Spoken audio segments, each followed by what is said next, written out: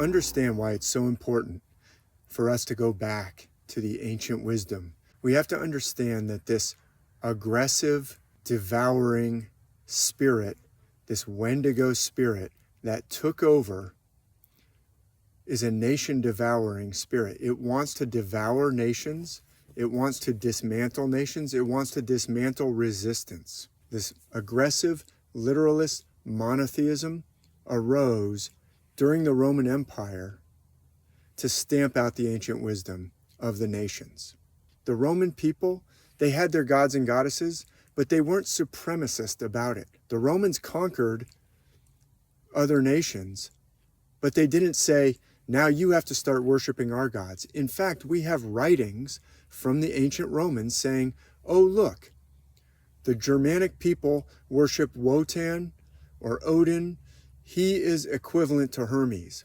And there is no indication that the Romans ever said, okay, Germans, now we've conquered you. You need to stop calling your god Wotan and start calling him Hermes. You need to stop worshiping Tyr and start worshiping Mars. No, on the contrary, they said, aha, their god, their war god, is the same as our war god.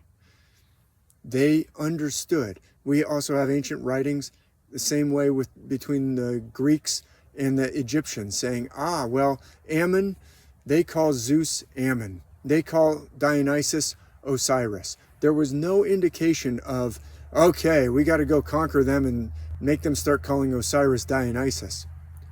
It was non-supremacist. Of course, people loved their own culture. The Greeks said, yeah, it's great to be Greek. Everybody else is barbarian. They sound like they're saying bar, bar, bar when they talk. That's where the word barbarian comes from.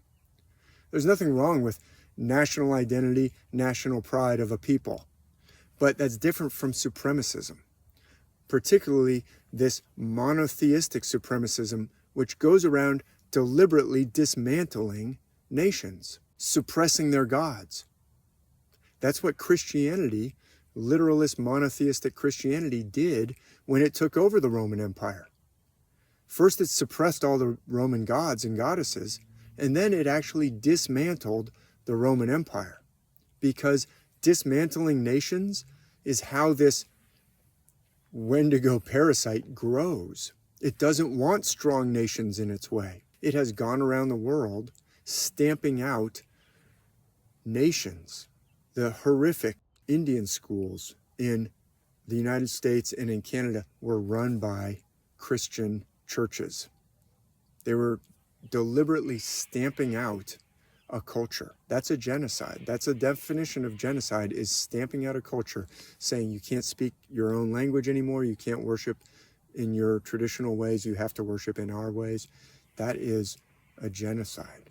And what's going on right now is a genocide perpetrated again by aggressive monotheism, and it's based on false premises. Literalist Christianity is not a mistaken misinterpretation of the biblical text. It's a deliberate misinterpretation of the biblical text. They are clearly not literal, and the ancients knew they were not literal. There are plenty of clues. Look at my videos about Paul, the figure of Paul, who was a Gnostic teacher. He knew they were not literal. He said, these things are a metaphor. The story of Abraham and his two wives, these things are a metaphor, not flesh and blood.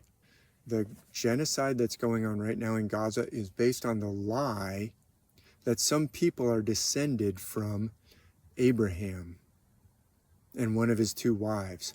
That's like saying, I'm descended from Hercules, or I'm descended from Neptune, and therefore I can do this or that. Nobody is descended from the characters in the Old Testament stories. I have 2 entire courses. You can buy the courses all together. You can buy them by individual lessons. If you want to buy just the lesson on Moses, or just the lesson on David, or just the lesson on Solomon, or just the lesson on Adam and Eve, you can buy those individually if you want. And then you receive a coupon towards the purchase of the whole course if you decide you like it. So you don't lose your money by buying them one at a time. But nobody is descended from Abraham. That is a lie. And yet these deliberate falsifications are used in order to destroy cultures, to destroy nations, to wipe out their people. That is horrific. An ongoing genocide premised on a deliberately false misinterpretation of Old Testament stories. That doesn't mean they're without value. Those stories have tremendous value for us, but they are not literal. And there has been a literalist takeover, which is built upon a deliberately fraudulent misinterpretation. It's not a mistake, it's a fraud. And it is aggressively anti-national. It wants to devour nations. It wants to destroy nations. It wants to rip them apart and tear them down. And so we need to return to the ancient pattern that was given to each nation. Like I said at the beginning, in the ancient times, different nations had their own gods and goddesses, but they all understood that they were built on the same pattern.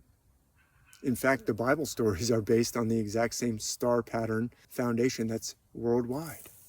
It's worldwide. A deliberate hijacking has divorced us from the ancient pattern, and that hijacking is not just fraudulent, it's dangerous. It is nation devouring. It wants to tear down all resistance. And it's in the process of doing that.